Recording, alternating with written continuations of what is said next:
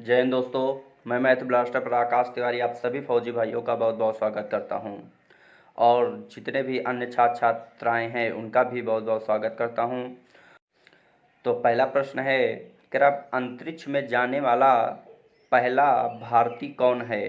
तो आपको बताना है सुनीता विलियम्स, कल्पना चावला या अभिनव बिंद्रा या आपका डी ऑप्शन है राकेश शर्मा। तो इसमें आपको बताना है कौन सा होगा। तो आपका बिल्कुल सही ऑप्शन होगा राकेश शर्मा। कौन सा होगा? राकेश शर्मा बिल्कुल सही है। तो इससे रिलेटेड कुछ इम्पॉर्टेंट प्रश्न हैं, उनको भी आप लोगों को एक नोटबुक बनाना है और उसमें नोट करना है। तो 3 अप्रैल 1984 ईस्वी में राकेश शर्मा अंतरिक्ष में गए। कब गए? 3 अप्रैल 1984 ईस्वी में। फिर अंतरिक्ष में जाने वाली भारतीय मूल की प्रथम महिला कल्पना चावला थी। मोस्ट इम्पॉर्टेंट प्रश्न है, नोट जरूर करना। फिर उसके बाद सुनीता विलियम्स नासा के माध्यम से अंतरिक्ष गए। तो सुनीता विलियम्स जो थी, अगर पूछ दिया जाए कि किस माध्यम से गई थी, तो नासा के माध्यम से अंतरिक्ष में गई थी। फिर उसके बाद अगला है नक्शा बनाने के विज्ञान किस रूप में जाना जाता है? नक्शा बनाने के विज्ञान किस रूप में जाना जाता है? तो इसे आप लोगों को बताना है। तो नक्सानवीसी या भूगोल, निमोरोलॉजी और निमोरोलॉजी, दो बार एक हो गया। तो इसमें क्या इसका सही जवाब होगा? नक्सानवीसी। कौन सा होगा इसका जवाब? तो आपको याद रखना है, इसका जवाब जो होगा वो नक्सानवीसी होगा। तो आपका पहला ऑप्शन सही हो जाएगा। तो इसी से रिलेटेड अब हम देखेंगे कुछ इम्पॉर्टेंट फैक्ट जो आपको याद रखने हैं। तो अब यहाँ पर देखो, पहला है न्यूरोलॉजी। तो इस शाखा के अंतर्गत मानव शरीर की नाड़ियों या तंत्रिकाओं का अध्ययन किया जाता है। और ओडोंटोग्राफी से तो इस शाखा के दांतों के संबंधी अध्ययन किया जाता है। और ऑरेंथोलॉजी तो इस शाखा के अंतर्गत पक्षियों से संबंधित किया जाता है। तो ये इम्पॉर्टेंट है ऑरेंथोलॉजी, इसे ज़रूर याद रखना। फिर ऑस्टियोलॉजी, इस शाखा के अंतर्गत हड्डियों का अध्ययन किया जाता है। पोमोलॉजी, इस शाखा के अंतर्गत फलों का अध्ययन किया जाता है। सिस्मोलॉजी, इस शाखा के अंतर्गत भूकंपों का अध्ययन किया जाता है। फिर उसके बाद एरोनॉटिक्स मोस्ट इम्पॉर्टेंट है, इस शाखा के अंतर्गत वायुयान संबंधित तथ्यों का अध्ययन किया जाता है। फिर आते हैं अगले क्वेश्चन पे। कह रहा है कि किस वेद को भारतीय संगीत का मूल कहा जाता है? तो किस वेद को भारतीय संगीत का मूल कहा जाता है? यजुर्वेद, ऋग्वेद, अथर्ववेद या सामवेद? तो किसको कहा जाता है? तो सामवेद को कहा जाता है। किसको कहा जाएगा? सामवेद को कहा जाएगा। तो ये आपका ऑप्शन जो होगा वो डी बिल्कुल सही हो जाएगा। ठीक, नोट करते चलना। अगला है, इसी में आपको कुछ इम्पॉर्टेंट फैक्ट हैं, इनको आपको याद रखना है। ऋग्वेद में हस्तलिखित रचनाओं को क्या कहा जाता है? तो याद रखना, खिल कहा जाता है। ऐसा कौन सा वेद है जो गद्य एवं पद्य दोनों में है? तो यजुर्वेद है। मोस्ट इम्पॉर्टेंट प्रश्न है, इसे जरूर नोट करना। फिर किस वेद को भारतीय संगीत का जनक कहा जाता है? तो सामवेद को। किसको कहा जाता है? सामवेद को। और गायत्री मंत्र का उल्लेख ऋग्वेद के किस मंडल में है? तो तीसरे मंडल में है। फिर अगला है, गायत्री मंत्र का उल्लेख कौन से वेद में है? तो याद रखना है ऋग्वेद में है। फिर अगला है, गाई जा सकने वाली ऋचाओं का संकलन किस वेद में है? तो सामवेद में है। फिर तंत्र मंत्र आदि का वर्णन किस वेद में है? तो अथर्ववेद है। यह नया वेद भी इसे कहते हैं या बाद का वेद भी कहा जाता है। मंत्रों तथा बलि के समय अनुपालन के लिए नियमों का संकलन किस वेद में है? तो याद रखना है यजुर्वेद में है। नोट करते चलना। और आप लोगों को अगर पीडीएफ की ज़रूरत हो तो पीडीएफ भी बता देना, हम इसकी पीडीएफ भी आप लोगों को प्रोवाइड करा देंगे। तो और फिर नेक्स्ट है, महात्मा बुद्ध को किस स्थान पर महापरिनिर्वाण प्राप्त हुआ था? तो महात्मा बुद्ध को किस स्थान पर महापरिनिर्वाण प्राप्त हुआ था? तो आपको याद रखना है कि यहाँ पर इसका जो सही जवाब होगा तो आपको बताना है सारनाथ में, बोधगया में, वैशाली में या कुशीनगर में। तो आपको याद रखना है कुशीनगर में। कहाँ पर महापरिनिर्वाण प्राप्त हुआ? तो कुशीनगर में प्राप्त हुआ। फिर इसी से कुछ फैक्ट हैं तो आपको याद रखना है, महात्मा बुद्ध ने अपना प्रथम गुरु किसे बनाया था? तो किसे बनाया था? गुरु अलार कलाम को। तो ये प्रश्न इस बार आपके 28 मार्च वाले एग्ज़ाम में ये वाला प्रश्न आपका पूछा हुआ था आर्मी में, तो जीडी में आया था, तो इसे ज़रूर नोट करना और ज़रूर इसे पढ़ना। यहाँ पर जितने भी प्रश्न लिए गए हैं वो बहुत मोस्ट इम्पॉर्टेंट हैं और कई यहाँ पर किताब 1-2 किताबों से और जो प्रश्न पूछे हुए हैं वहाँ से सेलेक्ट करके नोट किए गए हैं, लिखे गए हैं। तो आप समझ सकते हो कि टाइम लगा है, तो आप लोग इसे ज़्यादा से ज़्यादा शेयर करें और अभी तक अगर चैनल को सब्सक्राइब नहीं किया है तो ज़रूर इस चैनल को सब्सक्राइब करें ताकि हमारा भी मोटिवेशन बढ़े और भी अच्छे अच्छे प्रश्न मैं आप लोगों को दे सकूं। तो अगला है, महात्मा बुद्ध की सौतेली माता का नाम क्या था? तो प्रजापति गौतमी जी। क्या था?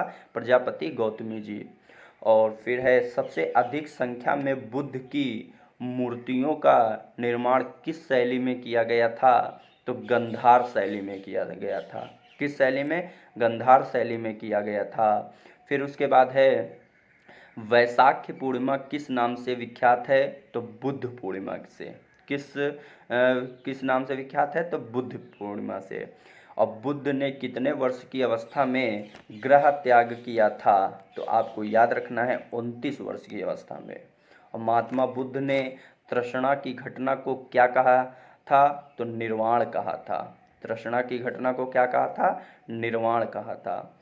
महात्मा बुद्ध ने किसकी प्रामाणिकता को नकार दिया था? तो वेदों को। किसको नकारा था? वेदों को नकार दिया था। फिर उसके बाद अगला है क्वेश्चन, भगवान बुद्ध ने अपना पहला उपदेश कहाँ दिया था? तो आपका ऑप्शन है बोधगया, कुशीनगर, श्रावस्ती या सारनाथ। तो आप लोग बता सकते हो कहाँ पर दिया था?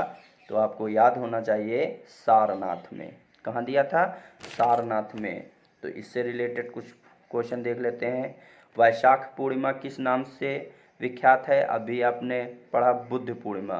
बुद्ध ने कितने वर्ष की अवस्था में गृह त्याग किया था? तो 29 वर्ष की अवस्था में। तो ये लोग ये क्वेश्चन आप पढ़ चुके हो। फिर एक क्वेश्चन है, महात्मा बुद्ध ने अपने उपदेश किस भाषा में दिए थे? तो पाली भाषा में दिए थे। इसे ज़रूर नोट करना, ये इम्पॉर्टेंट प्रश्न है। कैसा प्रश्न है? इम्पॉर्टेंट प्रश्न है, इसे ज़रूर नोट करना। फिर अगला है, फासिज्म का जन्मदाता किसे कहा जाता है? या फासिज्म का जन्मदाता किसे माना जाता है? तो मुसोलिनी या हिटलर, बिस्मार्क या डियाज। तो किसे माना जाता है? तो याद रखना है ऑप्शन ए बिल्कुल सही है, मुसोलिनी को कहा जाता है। तो आपका ऑप्शन जो होगा वो ए बिल्कुल सही हो जाएगा। तो ये हो जाएगा आपका मुसोलिनी। इसे भी याद रखना है आपको। अगला प्रश्न है, निम्नलिखित में से किस व्यक्ति ने एक राष्ट्र एक नेता का नारा दिया? तो इसे आपको याद रखना है, हिटलर ने दिया था। किसने दिया था? हिटलर ने दिया था। तो इसका भी ऑप्शन आपका ए बिल्कुल सही हो जाएगा। फिर नेक्स्ट है, तो अब देखो कुछ इम्पॉर्टेंट हैं नारे जो जिसने दिए। तो दिल्ली चलो किसने कहा था? सुभाष चंद्र बोस ने। फिर करो या मरो किसने? महात्मा गांधी ने। जय हिंद किसने कहा? सुभाष चंद्र बोस ने। पूर्ण स्वराज तो जवाहरलाल नेहरू। जन गण मन तो किसने गाया? तो रविंद्रनाथ टैगोर ने लिखा है। वंदे मातरम तो बंकिम चंद्र चटर्जी। और विजयी विश्व तिरंगा प्यारा जो है वो किसने लिखा? तो श्याम लाल गुप्ता प्रसाद ने लिखा। तो ये भी कुछ इम्पॉर्टेंट फैक्ट थे, इनको नोट करना। स्क्रीनशॉट भी ले सकते हो, बाद में नोट कर सकते हो, और सबसे ज़्यादा अच्छा ये रहेगा कि साथ साथ आप लोग नोट करते चलें, रोक कर, तो ज़्यादा अच्छा रहेगा। और आपको वीडियो पसंद आए तो इसे शेयर ज़रूर करना। अगर अभी तक आपने सब्सक्राइब नहीं किया है चैनल को तो ज़रूर सब्सक्राइब करना, क्योंकि आज आप लोगों को पता होना चाहिए कि यहाँ इस चैनल का जो परिवार है वो 505 हो चुका है। कितना हो गया है? 505 हो गया है। तो इतने कम समय में आप लोग इतना साथ दे रहे हैं तो बहुत अच्छा लग रहा है। तो आप लोग इसी तरह प्यार बनाए रखिए और इसी तरह आप साथ दीजिए। मैं और अच्छा और बेहतर आपको देने की कोशिश करूँगा। तो और कहीं पर भी अगर आपको कहीं दिक्कत हो या कहीं पर मुझसे कोई गलती हो रही हो तो आप लोग कमेंट में ज़रूर लिखें। तो अगला प्रश्न है, त्रिगुट का निर्माण निम्न में से किस देश ने किया था? तो याद रखना, इटली, ऑस्ट्रेलिया, जर्मनी या सभी। तो आपको याद रखना है कि ऑस्ट्रेलिया, जर्मनी और इटली के बीच त्रिगुट का निर्माण 1882 में ईस्वी में हुआ।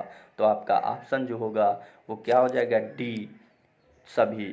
तो इसे भी आप लोगों को याद रखना है।